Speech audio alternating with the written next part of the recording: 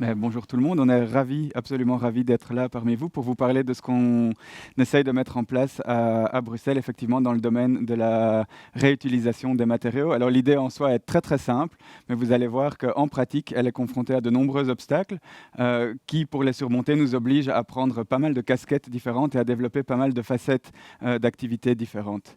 Euh, on vient de Bruxelles et on aime beaucoup présenter la ville avec cette photo-là.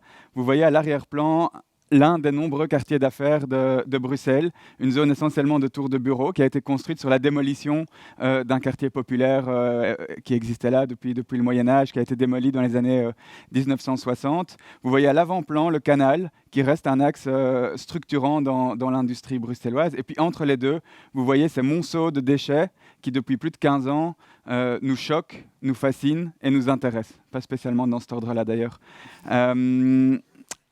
Alors, il faut savoir, cette petite vidéo va vous le montrer.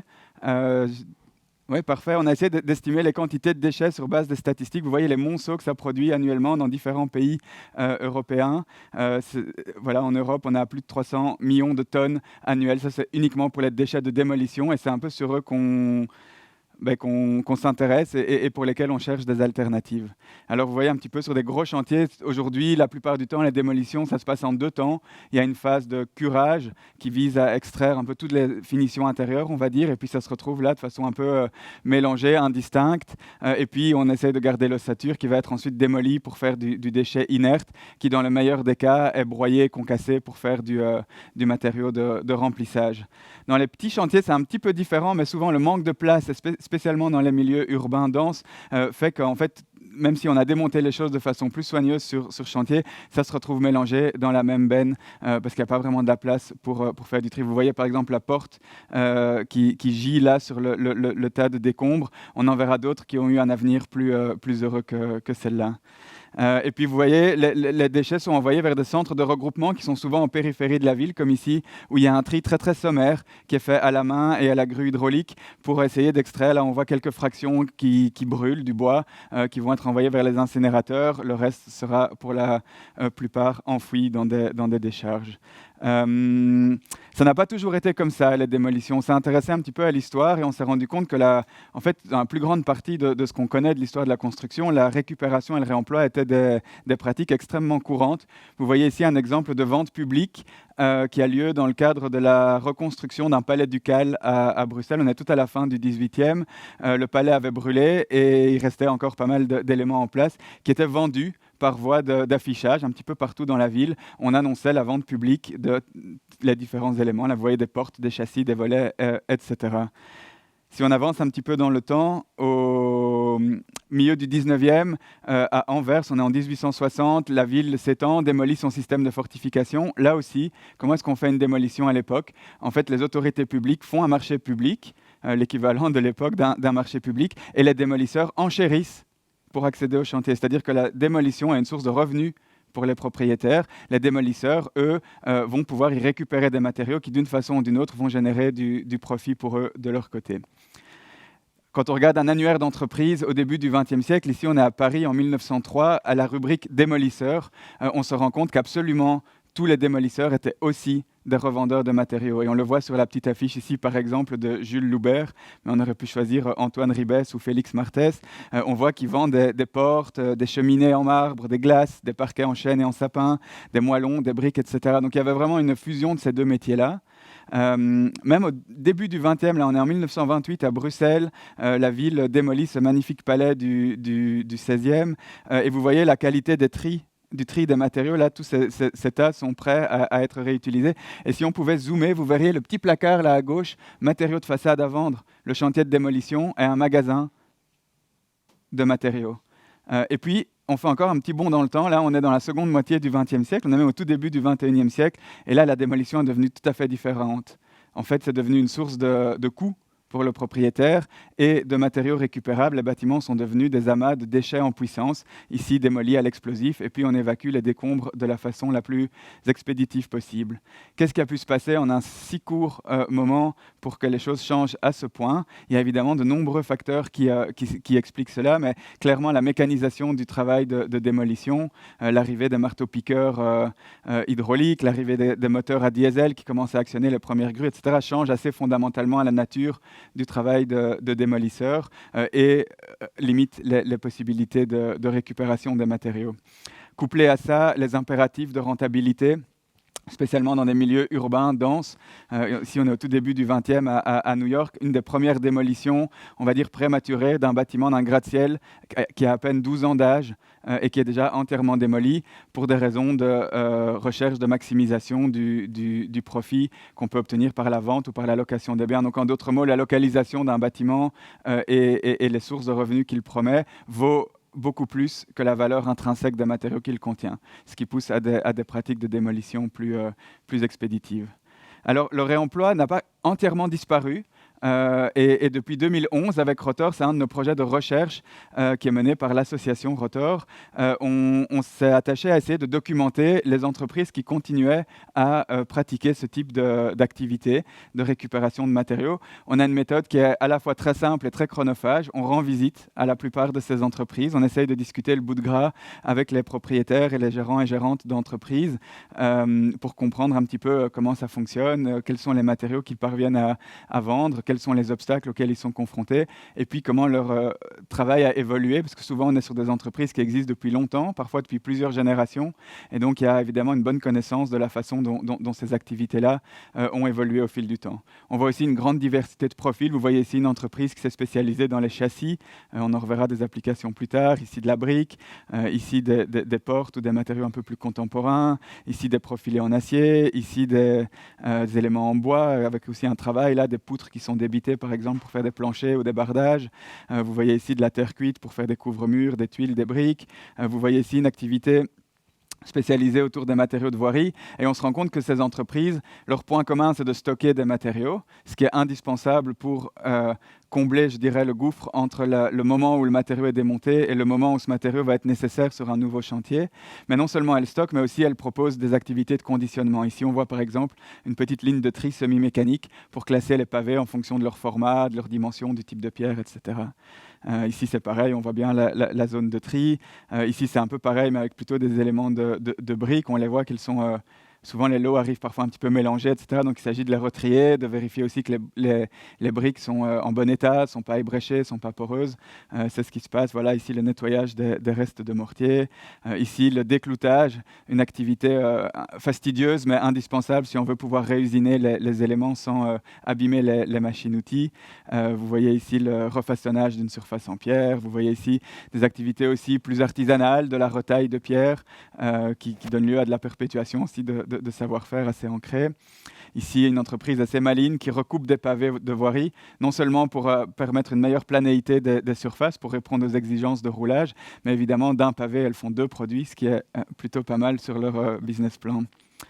Alors voilà, Opalis, entre-temps, c'est le nom du site sur lequel on documente ces entreprises au fil du temps et au fil des projets. Et puis avec d'autres partenaires, on a pu étendre notre champ documenté. Donc là, on a couvert les Pays-Bas, la Belgique, la France. On est en train de travailler un peu sur l'Allemagne avec des écoles d'archi du coin. Donc ça, c'est le résultat. En fait, tout ce qu'on apprend lors de ces visites, on essaye d'en faire un petit condensé en ligne pour permettre aussi à des gens qui cherchent des débouchés pour leurs matériaux ou qui cherchent à se fournir en matériaux, eh bien, de trouver un partenaire adéquat dans leur aire géographique. Ces derniers temps aussi, dans le cadre d'un projet européen, on a eu l'occasion de faire une analyse statistique de ce secteur qui passe un peu sous les radars. Il n'y a pas de fédération des revendeurs, il n'y a pas d'organisme qui plaide leur cause auprès du politique. Il n'y a pas vraiment même de chambre du commerce qui aurait cette catégorie-là. Donc on a essayé de leur donner une sorte d'existence sur le plan statistique, si je puis dire. Un des premiers constats, c'est que la majorité de ces entreprises sont soit micro, soit très petites. Et ça dit quelque chose sur la nature de ce travail et sur les capacités aussi de ce secteur. Un autre élément qui est intéressant, c'est les chiffres qu'on a essayé d'extrapoler là sur base de nos questionnaires d'entretien. Ce qui est impressionnant, c'est de voir le chiffre d'affaires qui est produit. Donc on est à peu près à 500 millions d'euros pour les différents pays considérés, avec une masse salariale d'à peu près 7000 équivalents temps plein. Donc ça aussi, c'est une intuition qu'on avait, mais qui se confirme dans les chiffres. C'est du travail qui est extrêmement prenant en termes qui est extrêmement prometteur en termes de création d'emplois, avec un stock de matériaux qui est en fait somme toute minuscule. 600 000 tonnes, c'est l'équivalent de la quantité de déchets de démolition produite annuellement dans une région comme Bruxelles. Et donc là, on est sur tous les pays. Donc ça montre qu'il y a aussi une marge de progression qui est vraiment importante pour le développement de ces activités-là. Ah oui, une dernière petite statistique qui est ressortie du travail, c'est on a essayé de mesurer quelle était la distance que voyageaient les matériaux. Bon, ça varie un petit peu d'un pays à l'autre, mais dans l'ensemble, la majorité des matériaux voyagent moins de 500 km et même la plupart moins de 100 km. Donc ça montre aussi que le réemploi est une économie, en tout cas pour le moment, le secteur existant est une économie qui est très ancrée régionalement. Évidemment, il y a un peu d'export, il y a des matériaux qui sont envoyés en Chine, aux États-Unis, etc. Mais pour la majorité, on est sur de l'économie très ancrée, très localisée. Merci. Alors, ce travail a permis d'identifier ce qui existait déjà, ou toujours, et aussi quelque part ce qui manquait ou ce qu'il n'y avait plus. Notamment, par exemple, des revendeurs urbains qui s'intéressent à des matériaux plus contemporains. C'est comme ça qu'en 2014, on a commencé à créer un opérateur à Bruxelles capable de remettre en circulation des matériaux de construction. Et puis en 2016, on a signé les statuts de la coopérative Rotor DC pour Rotor Déconstruction et Consulting. Après quelques années de phase test en occupation temporaire, on s'est installé l'été dernier du côté de l'aéroport de Bruxelles sur un site promis à un contrat de bail emphytéotique. Le site représente un défi en soi, parce qu'il s'agit d'un de ces petits campus d'entreprise tels qu'on les concevait dans les années 90-2000, plutôt fait pour du tertiaire, et nous, on doit adapter, on y amène une activité semi-productive. Là, c'est juste un petit clin d'œil, mais en un an, on voit déjà comment on a un peu tiré ce bâtiment, comment les matériaux ont commencé à coloniser les places de stationnement, puisque de toute manière, la plupart des collègues et clients viennent en vélo, donc comment les vélos ont remplacé les voitures, comment l'herbe folle a remplacé la pelouse. Et puis, à l'intérieur du bâtiment, il a également fallu pousser les murs. On a décloisonné, on a enlevé les faux plafonds, enlevé les faux planchers pour gagner de la hauteur. On a également construit des petites annexes temporaires à l'extérieur pour les bâtiments les plus volumineux, comme les portes. Voilà. Vous pouvez voir un peu sur ces images, on réunit sur le même site à la fois nos ateliers, notre espace de stockage et nos showrooms. Alors, notre défi quotidien, c'est d'identifier quels matériaux sont réemployables dans la réalité du contexte bruxellois d'aujourd'hui, lesquels peuvent supporter à la fois les coûts salariaux, mais aussi le stockage, le transport, les taxes inhérents à leur réemploi. Pour ça, on a différents leviers et freins. Ils peuvent être esthétiques, ils peuvent être techniques, mais ils sont souvent, le plus souvent économiques, parce que notre principal concurrent, c'est le matériau neuf. Et parmi les questions auxquelles on se retrouve confronté au quotidien, il y a par exemple, pourquoi est-ce qu'on construit des intérieurs de bureaux modulables alors qu'on ne récupère pas, il n'y a pas de solution pour les récupérer. Ou pourquoi est-ce que c'est plus cher de démonter une dalle de toit du sommet d'une tour bruxelloise plutôt que de la faire venir neuve d'Asie. Ou, voilà, c'est toutes ces questions-là. Donc nous, on essaye de faire bouger ces lignes du mieux qu'on peut. Et en termes d'équipe, on a beaucoup grandi dans les dernières années. On est passé de 4 à 18 équivalents temps plein entre 2017 et 2022. On est une coopérative, une société coopérative de travailleurs et travailleuses. Je le précise parce que dans le secteur du bâtiment, c'est rare on est une majorité de femmes dans l'entreprise. On a une très faible tension salariale, pour différentes raisons. Je pense que la principale, c'est quand même un souci d'horizontalité en interne. L'autre, c'est que ça a un impact direct sur le prix du matériau. Peut-être juste encore un détail, mais c'est vrai qu'on est tous... Il n'y a personne qui est à temps plein dans l'entreprise, à la fois parce que c'est une activité activiste assez prenante, enfin, c'est surtout ça en fait. Et donc c'est important de garder un peu de place pour d'autres choses. Ça demande de la coordination particulière, mais en réalité ça fonctionne plutôt bien. On est tous, enfin, on est une équipe pluridisciplinaire. À l'intérieur, il y a des architectes, des designers, des ingénieurs, mais on a aussi des profils plus atypiques, potentiellement même loin de leurs études d'origine. On est organisé en 3 pôles. Un pôle acquisition, un pôle reconditionnement, un pôle commercialisation. Et donc, on essaye vraiment de faire avancer les choses sur ces 3 étapes clés. En termes d'acquisition, donc aujourd'hui, on est quand même bien reconnu. On reçoit beaucoup de propositions spontanées. Et dans la plupart des cas, un simple email suffit avec quelques photos pour établir s'il y a un intérêt ou pas. Mais il peut aussi provoquer le lancement d'une mission d'assistance à maîtrise d'ouvrage avec un inventaire de matériaux réemployables. En France, je sais qu'aujourd'hui, il y a de plus en plus de diagnostics ressources, donc qui peuvent être envoyés directement à des revendeurs. Nous, on s'intéresse essentiellement à des matériaux de finition. Il y a plusieurs raisons, mais la première, c'est que c'est les plus faciles à démonter. Et la deuxième, c'est que c'est là où, généralement, dans ces bâtiments contemporains, c'est là où on met le plus de valeur. Alors, on aide au démontage soigneux. Donc, nous-mêmes, on a des années d'expérience maintenant dans la déconstruction, la dépose soigneuse. On a démonté des banques, des gares, des écoles, des universités, des maisons. Mais aujourd'hui, on essaye plutôt de faire changer les opérateurs classiques, de plutôt encourager un démolisseur ou un artisan classique à démonter, à identifier la valeur de ces matériaux et à les démonter soigneusement. On fait ça avec notamment des fiches techniques. On fournit aussi du matériel de conditionnement adapté, issu de notre expérience. Si je prends par exemple la dalle d'isolant que vous voyez à l'écran, les isolants sont parfaitement réemployables à condition que dès la déconstruction, on les palettise correctement, que les palettes soient gardées au sec, que la pile de dalles ne soit pas déséquilibrée ou trop haute, que les sangles ne lacèrent pas les dalles. Depuis 2 ans maintenant, on a lancé un service de dépôt-vente, là encore pour encourager les acteurs classiques. En fait, la plupart un plombier, par exemple, qui doit enlever ou changer un lavabo dans une salle de bain, il sait très bien le démonter soigneusement. D'ailleurs, il n'a pas de raison de le casser quand il le démonte, en réalité. Mais donc maintenant, il a aussi un endroit où il peut venir le déposer. Ou vous-même, vous pouvez aussi, n'importe qui peut venir déposer. Ça va effectivement de l'échange ou du bon d'achat à des conventions de dépôt-vente, voire même des contrats cadres avec des gros acteurs de l'immobilier, de la transformation, de la démolition ou de l'immobilier. Ce rayon-ci, le rayon des portes, il a notamment profité du dépôt-vente parce que, en fait, chez les menuisiers, c'était déjà un peu un réflexe. Quand on démontait une porte, de la garder.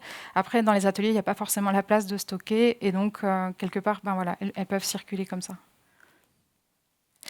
Alors, parmi les lots de matériaux qu'on trouve, il y a des trésors. Un trésor, ça peut être une pièce unique, comme cette porte encadrée de vitraux, mais ça peut aussi être plutôt lié à la quantité. Dans ce cas-ci, il s'agit des caches convecteurs des World Trade Center de Bruxelles. Donc déjà de base, il s'agit de 2 tours de, si je me souviens bien, 27 étages, avec tout autour, donc sur tout le portour, ces caches convecteurs en multiplex mélaminé. Mais en plus de les avoir trouvés en grande quantité ce jour-là, on les avait déjà trouvés dans d'autres bâtiments du même quartier, parce que c'était un matériau très prisé des concepteurs de ce qu'on appelle aujourd'hui le Manhattan bruxellois. Et le convecteur n'a plus vraiment, on n'utilise plus vraiment de convecteur aujourd'hui. Donc parmi nos sources de matériaux, on a essentiellement le réemploi avec les chantiers, l'achat direct ou le dépôt-vente, comme je vous expliquais, si ce n'est pas nous qui démontons. Une petite activité de comptoir de vente. Tout à l'heure, Michael montrait par exemple un revendeur de briques situé à 40 km de Bruxelles. Il a chez nous quelques palettes pour avoir accès au public bruxellois.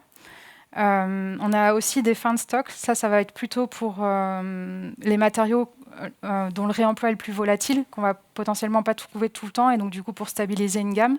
Et puis quelques produits neufs qui vont être liés à la restauration ou à l'entretien de matériaux de réemploi.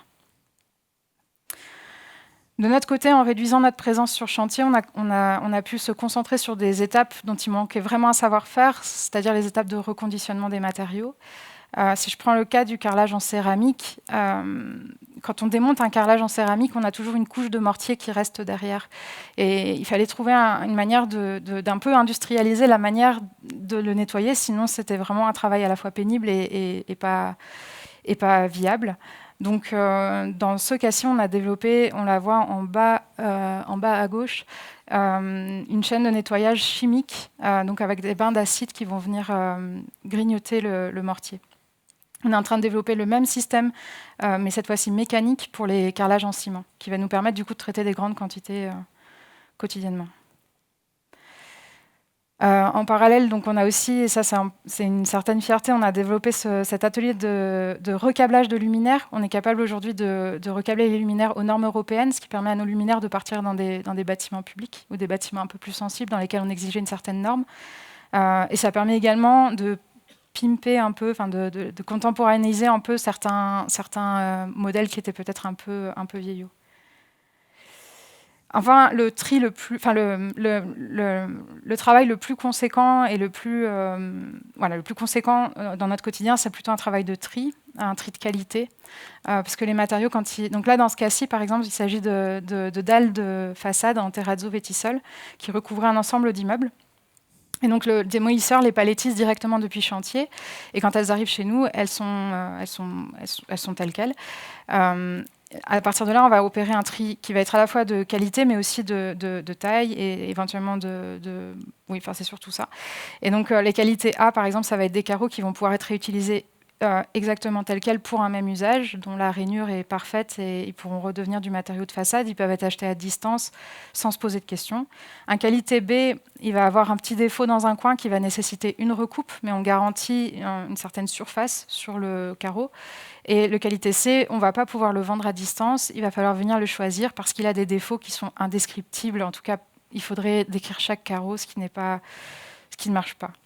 Par contre, de ce carreau de qualité C, nous, on a un peu poussé la recherche et on a imaginé une gamme de design, du coup, qui juste nous permet de ne pas avoir...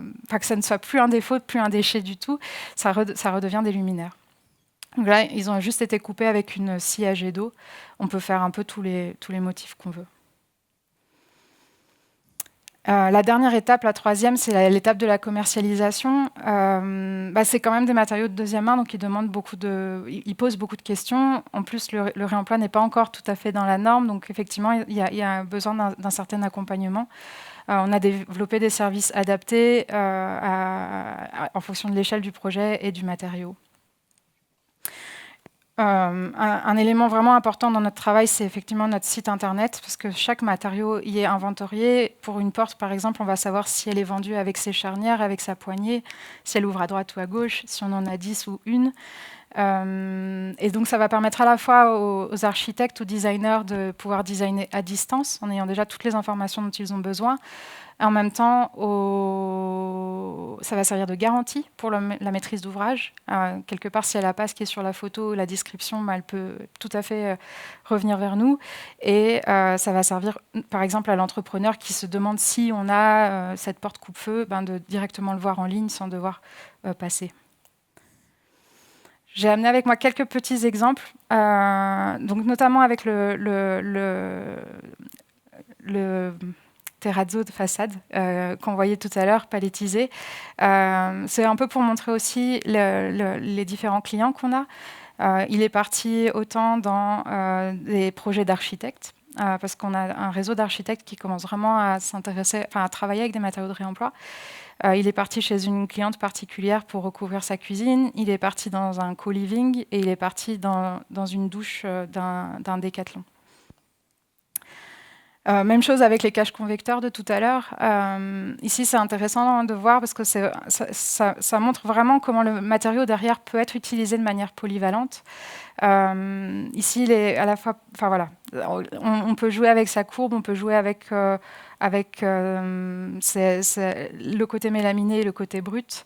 Et on voit de plus en plus d'acteurs qui comptent quelque part sur nos lots de matériaux pour leur projet. J'ai amené cet exemple-ci, par exemple, d'un collectif de menuisiers designers qui s'est lancé le défi de lancer des gammes de cuisine en réemploi, du coup, comme un cuisiniste. Il va vous proposer différentes esthétiques. Et avec l'idée que ça reste accessible, donc de semi-industrialiser une partie du travail.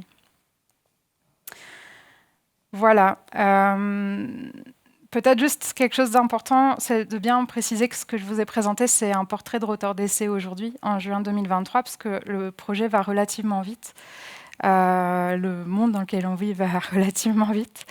Nous, de notre côté, le projet nous a montré sa résilience dans les différentes crises sanitaires, politiques, énergétiques des dernières années, en maintenant une croissance qui aujourd'hui nous pose la question pour nous de notre échelle, mais aussi qui nous fait vraiment penser que pour être résurgente, la pratique doit être le fruit de différents acteurs. Il doit commencer à y avoir une variété d'acteurs qui, avec leurs différences, créent des assemblages de fonctionnement et rendent le réemploi une pratique plus robuste.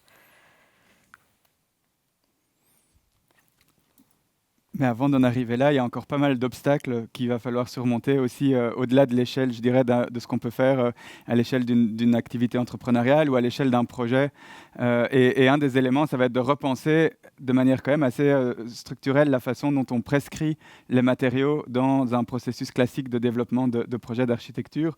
Donc aujourd'hui, les architectes, ils ne touchent pas les matériaux, ils écrivent des cahiers des charges. Et si on analyse un petit peu le cahier des charges, on se rend compte que ce cahier des charges fait référence à une multitude de standards industriels, de normes techniques qui sont entre-temps devenues des normes juridiques, à des essais de contrôle qualité, à des certifications, etc., qui sont plus ou moins explicitement convoqués dans le cahier des charges et qui, dans l'ensemble, ont été développés autour du matériau industriel neuf, c'est-à-dire des matériaux standards, prévisibles, présents en grand volume et autour desquels on a développé des contrôles qualité tout à fait adaptés. Ce qui fait que quand vous achetez un lot de matériaux, en fait, beaucoup plus que la matière proprement dite, vous achetez surtout la conformité de cette matière à un ensemble de caractéristiques. Et donc, c'est souvent la petite étiquette là qui est déterminante pour que ce matériau puisse in fine arriver dans le chantier. Vous voyez le marquage CE, vous voyez la référence à différents types de normes, vous voyez le QR code vers une déclaration des performances techniques de ce matériau-là.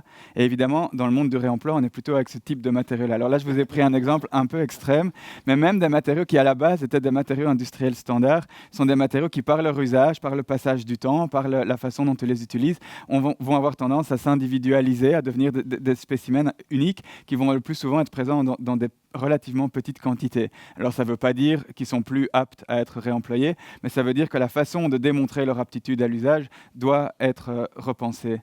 Et nous, ces derniers temps, on a constaté un décalage assez grand entre la façon dont fonctionnent les architectes et les acteurs de la construction, spécialement dans des projets un peu de grande ampleur ou avec un certain degré de formalisme. On a parlé des marchés publics, par exemple. Et puis, la mine de connaissances et de ressources qu'on trouvait chez les revendeurs dans nos visites pour le projet Opalis.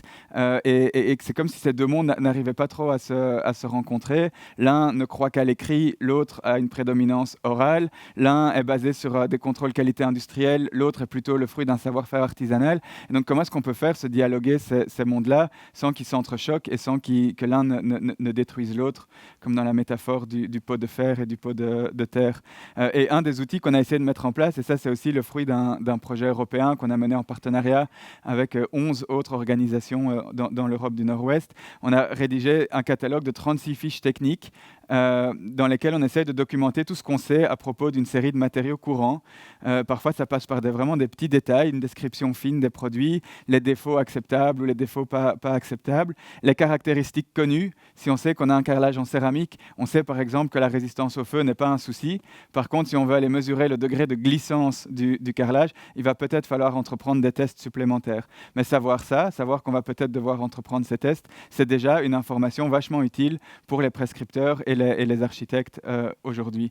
Donc c'est vraiment un travail assez minutieux. On parle aussi de la disponibilité sur le marché et bien sûr des bénéfices environnementaux, puisque c'est pour nous la raison peut-être principale pour faire ces efforts-là. On est sur des matériaux qui ont un impact considérablement plus bas que la production neuve, tout simplement parce que c'est des matériaux qui ont déjà été produits et les activités nécessaires à leur maintien en circulation sont en général assez peu impactantes. C'est lourd en main-d'œuvre, mais c'est très peu lourd en énergie ou en consommation de matières premières. Oui, alors parmi les projets que nous menons aussi nous aidons aussi en fait d'autres des maîtrises d'ouvrage à se lancer dans des projets ambitieux, enfin avec des grosses ambitions en réemploi.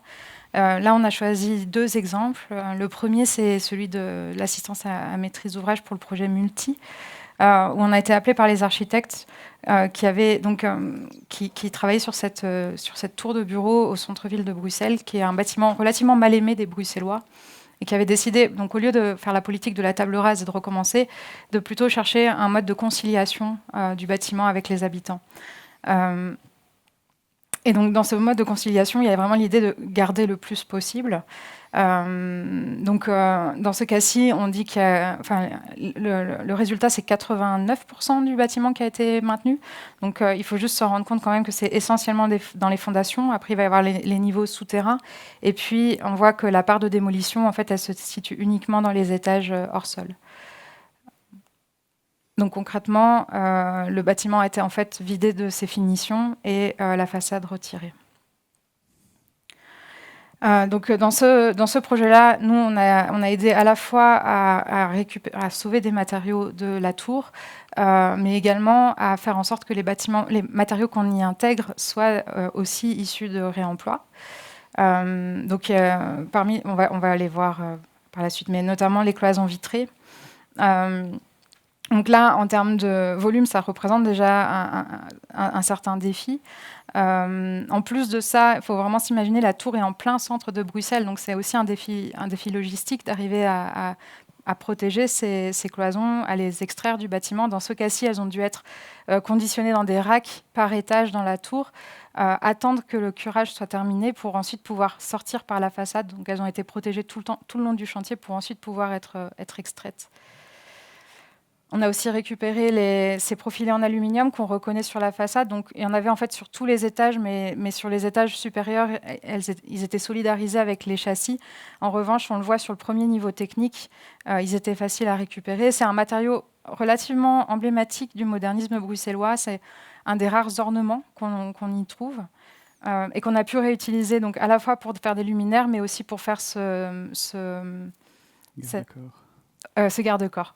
Il a juste fallu faire un petit test de résistance par des ingénieurs et il a été validé.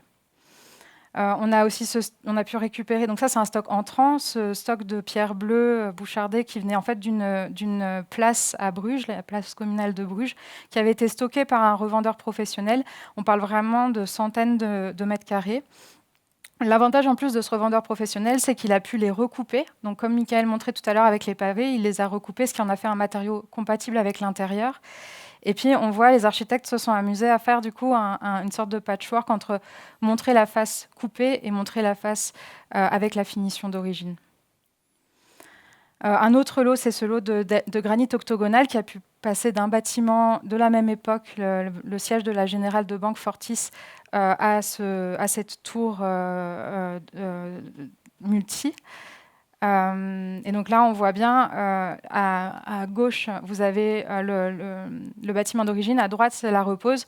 Et là, en plus, il y a eu un effort particulier dans la pose, puisqu'il a été reposé sur mortier à la chaux pour permettre d'être déconstruit un jour potentiellement. Même chose avec les matériaux de façade. Ici, donc, c'était d'immenses pierres, c'est de la pierre bleue, hein, qui recouvre tous les premiers étages de la tour, qui ont pu être récupérés grâce aux démolisseurs, notamment. On le voit là à gauche, il a cherché un système qui permettait de sauver les dalles en les déconstruisant, donc avec un tas de sable pour prévenir la chute, et puis en rajoutant une sorte de gant en caoutchouc sur sa grue, enfin sur sa pelleteuse ou sur sa pince, pour venir déposer proprement la dalle. Ensuite, elle a pu être réutilisée à la fois comme dans son premier usage, comme parement dans les endroits où elle avait été enlevée, et aussi comme sol de terrasse. Là, on voit qu'elle avait été recoupée. On voit aussi qu'elle a été mise en lien avec un matériau de façade qui a été démonté dans les tours de la Défense à Paris par un autre revendeur, Incomex. Alors, un dernier exemple de projet d'assistance à la maîtrise d'ouvrage qui nous occupe pas mal ces dernières années. Celui-ci, c'est pour un commanditaire assez particulier qui a une organisation socio-culturelle, socio-artistique bruxelloise, qui a eu l'opportunité de s'installer dans un complexe de bâtiments assez hybride, avec des objectifs assez ambitieux de promouvoir des pratiques de récupération, de réemploi. Eux aussi ont opté d'abord, et c'est un peu la première étape évidemment, de prévenir la démolition inutile. Donc, ils ont préservé une grosse partie du bâtiment existant. Néanmoins, ils ont dû l'adapter ici et là à des nouveaux usages. Et pour ça, ils ont cherché à chaque fois tester, expérimenter des pratiques de réemploi des matériaux. Et nous, on les a accompagnés là-dedans avec autant de petites expériences qui étaient des petits laboratoires pour apprendre ce qu'il y avait moyen de faire et là où ça ne marchait pas. On a eu quelques échecs, on a eu pas mal de petites victoires aussi.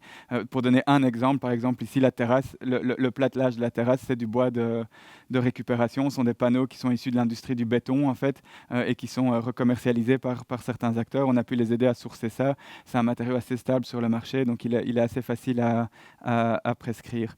Un autre exemple, c'est la récupération d'un escalier qui vient d'un bâtiment du quartier nord, là, que je vous montrais en introduction, pas loin du World Trade Center. Assez classique, une démolition d'un bâtiment qui a moins de 30 ans, dans lequel il y a des éléments qui sont encore parfaitement fonctionnels, dont cet escalier, dont la courbe d'origine, l'atrium d'origine du bâtiment était circulaire.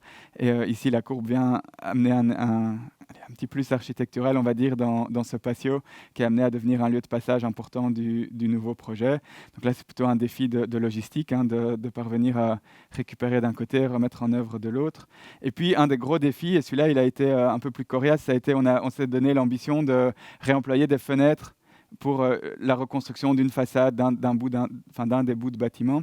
Alors je dis que c'est un peu plus difficile. Le réemploi des fenêtres, c'est un peu la piste noire du réemploi, parce que bien sûr, il y a des exigences performantielles au niveau énergétique qu'il faut parvenir à négocier. Alors, cela dit, il existe des revendeurs qui proposent ce produit à la vente, qui ont des sites pas trop mal faits. Ici, ils ont un catalogue en ligne qui permet de se rendre compte à tout moment de ce qu'ils ont en stock, avec une description assez fine des fenêtres au niveau des dimensions et aussi, quand ils les ont, des performances. Et donc voilà, on a dû rédiger un marché des travaux dans lequel on expliquait à l'entrepreneur qu'il allait devoir acheter ses châssis plus tard, et on devait expliquer à ce moment-là quelles allaient être les exigences. Et donc on a dû dire ce sur quoi on ne lâcherait pas de lest. Donc typiquement, la performance énergétique, il y avait un seuil minimum qui n'était pas négociable. Par contre, la couleur ou même la matière du châssis, là-dessus on était plus ouvert. On voulait maximiser les chances de trouver des châssis le jour J. Et donc le jour J, effectivement, on a refait un sondage de ce qui était disponible sur le marché. Et à notre surprise, on a trouvé pas mal de candidats ou de candidates ici, comme c'est des fenêtres, qui répondaient à nos sets d'exigences. Et donc ça, c'était intéressant parce que les architectes ont pu jouer à un jeu de composition architecturale. Ils n'ont pas dû subir un choix très limité. Il y avait une abondance de possibilités. Et donc ça les a amenés dans des terrains de choix esthétiques, de composition.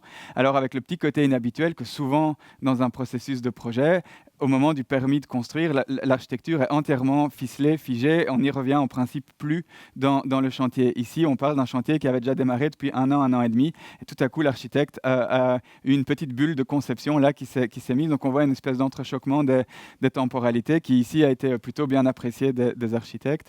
Vous voyez le choix final et puis la construction progressive de la façade. Évidemment, c'est des architectes, donc ils n'ont pas pu s'empêcher de mettre une des fenêtres la tête à l'envers, mais le résultat est plutôt réussi, je trouve.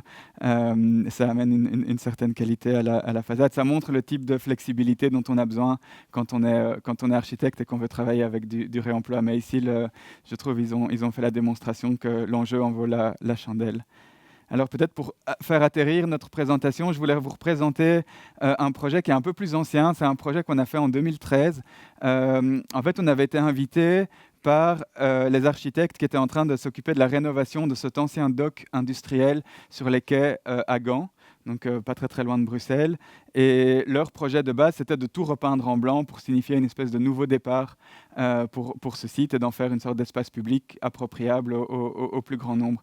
Et nous, on a eu la chance d'être les premiers intervenants contactés pour une sorte d'intervention artistique, si vous voulez, sur ce lieu.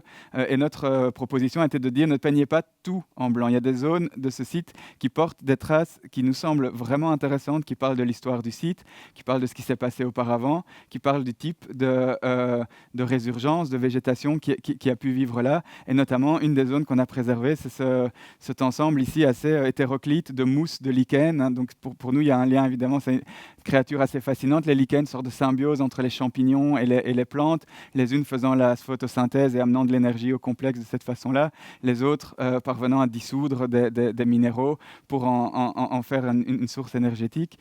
Et ceci nous permet un peu de faire le lien avec le titre de notre présentation, que vous avez peut-être remarqué, le réemploi, une pratique rudérale. Rudérale, c'est un adjectif qui est utilisé en biologie, en écologie, pour désigner les espèces qui, comme ce lichen, reconquièrent les ruines et prolifèrent dans des zones type des friches industrielles, des espaces un peu délaissés.